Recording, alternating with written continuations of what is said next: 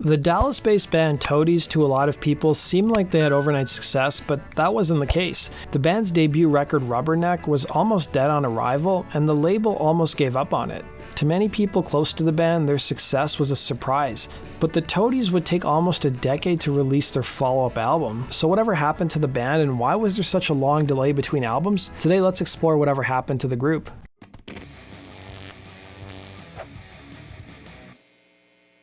The Toadies' history dated back to 1989, where all four members of the band worked together at the Sound Warehouse in Fort Worth, Texas.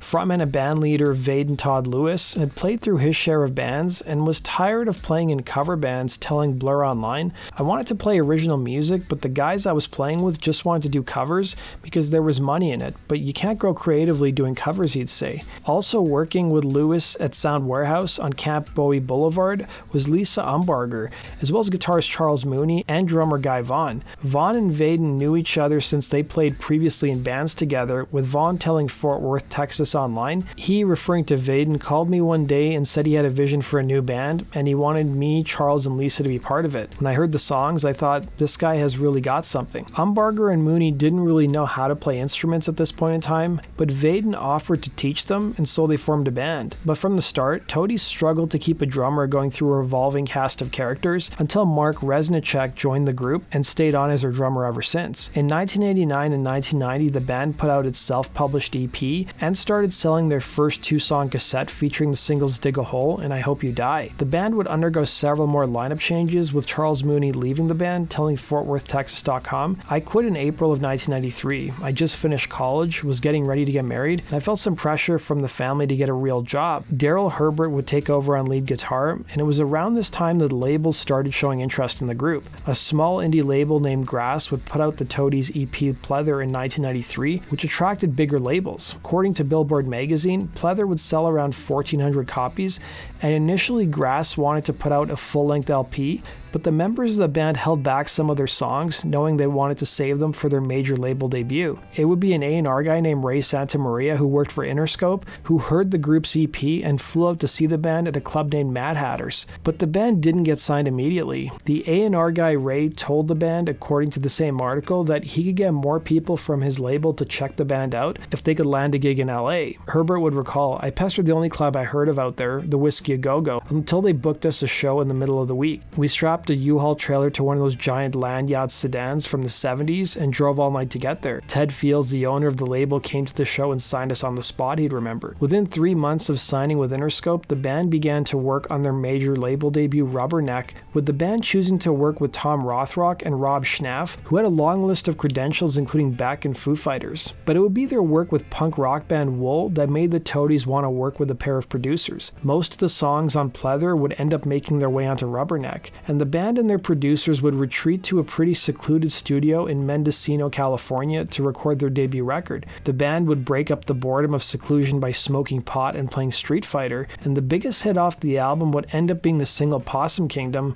but the song narrowly made it onto the record. The band fought with their label over the single, with Lisa Umbarger telling FortWorthTexas.com, "We didn't want that song on there at all. We fought Ray and we fought the label on it. They came back and said, 'This song is one of the reasons we signed you.'" As the band saw it, they'd already released a song on their earlier works and thought fans had already heard it, so there was no need to re-release it. The artwork for the album would be commissioned from an art student who attended the University of North Texas, who initially had a different idea for the album cover, suggesting a woman kneeling in front of a burning house, since the band had some songs on the album that dealt with fire. Instead, the band chose an image of a man leaping that would be inspired by artist Robert Longo and his Men in Cities series, in addition to a 1951 series called Mysterious Island. The album was full of dark subject matter, and it would be the product of Lewis's upbringing, which saw him have a Baptist minister father. He would tell Billboard, "I'm not really rebelling against that. I got over that when I was 16. It's more about looking back on what shapes your thinking and writing about what twisted things were put on you as a little kid, like the whole thing about worrying and dying and going to hell." Prior to the album's release, the members of Toadies were well aware that they could be dropped if their debut record didn't sell well. Lewis would tell the New York Times, "Our expectations were low. I looked at the whole scenario like I tricked them into letting me make a record. I figured we'd do what we could get away with, and then they'll drop me, and I'll get to go back to work in the store." Released in the summer of 1994, almost a year after the recording finished, Interscope didn't seem enthusiastic about Rubberneck. They were far too busy promoting other more established acts, including Bush, Marilyn Manson, and Nine Inch Nails. snails. In fact, the first 2 singles released from the album barely got any radio or MTV airplay, and their third single was almost never released. The band, meanwhile, were touring in a small van supporting the band Bush, thinking their shot at success was almost over. Even the band's tour with Bush was not enjoyable for the Toadies, with Lewis telling Billboard magazine, "We love meet and greets, but it's frustrating because we can't get through to the people we want to meet in those big venues. With Bush's security people around, we're like the redheaded stepchild. We haven't had much fun and no off days," he'd say. By Christmas of 1994, the band members were contemplating getting day jobs, but almost a year after being released, the band's fortunes changed. By the end of 1995, Rubberneck would go gold, selling over 500,000 copies. But what happened? Lewis would tell the LA Times in 1995, "We were doing everything we could, and the label kept pushing things back and changing things around, so we were about ready to move on to work with someone else." But their label Interscope would tell a different story, revealing how they were holding off on releasing the group's biggest single until the Toadies had some touring under their belts and built up some familiarity with their first few singles. It was probably the label's way of saving face, and 14 months after its release, the album's fortunes changed, and Rubberneck would become a big seller thanks to the success of their third single, Possum Kingdom.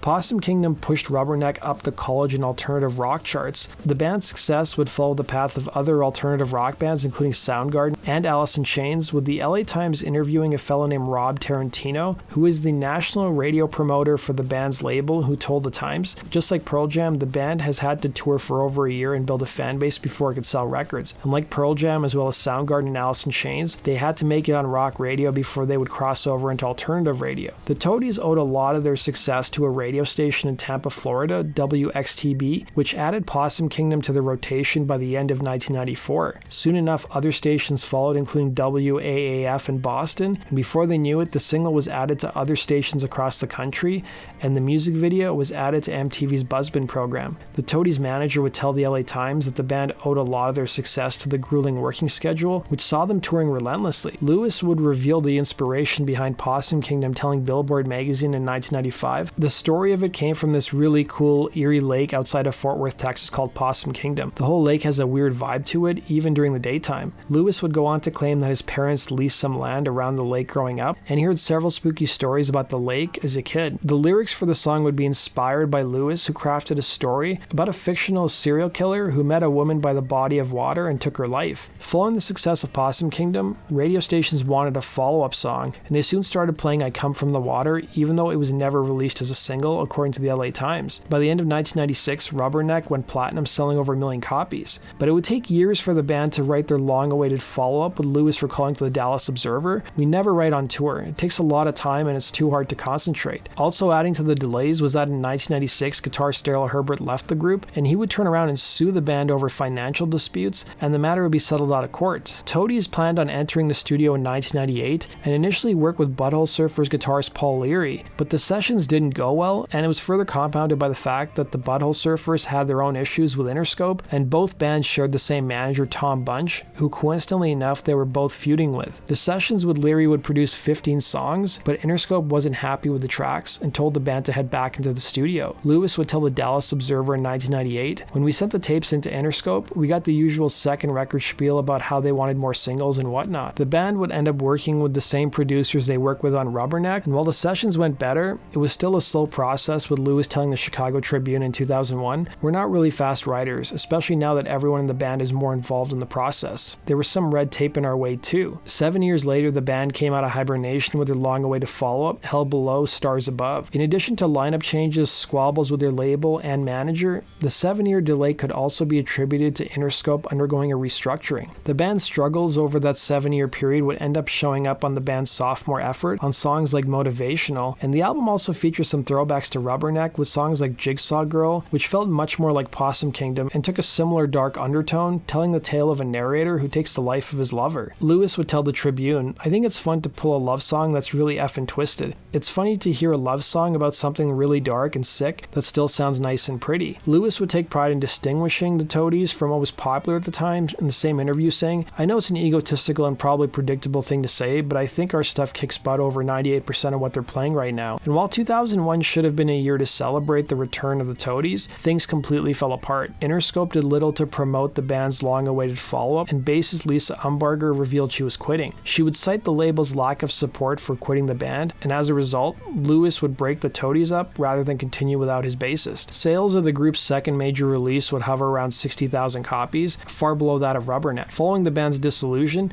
Lewis found a new project, the Burton Brothers, with Reverend Horton Heat drummer Taz Bentley, and would put out several records. In 2006, the band would reunite without Umbarger, who charted her own path, getting an irrigator's license, in addition to managing international marketing for a juice company, and apparently worked with nanotechnology. During the band's hiatus, they found some new fans when Possum Kingdom showed up in Guitar Hero, and years later on Rock Band as DLC. The reunited lineup of the Toadies would release several subsequent albums, including No Deliverance, Feeler, Play Rock Music, Heretics, and Lower Side of Uptown. Feeler actually featured the music that Interscope rejected for the group's follow-up to Rubberneck, and while the band couldn't get the master recordings from their old label, they would re-record the tracks. The band announced the sad news that Umbarger was diagnosed with cancer, and they were raising money for her treatment. That does it for today's video, guys. Thanks for watching. Be sure to like button and subscribe, and we'll see you again on Rock and Roll True Stories. Take care.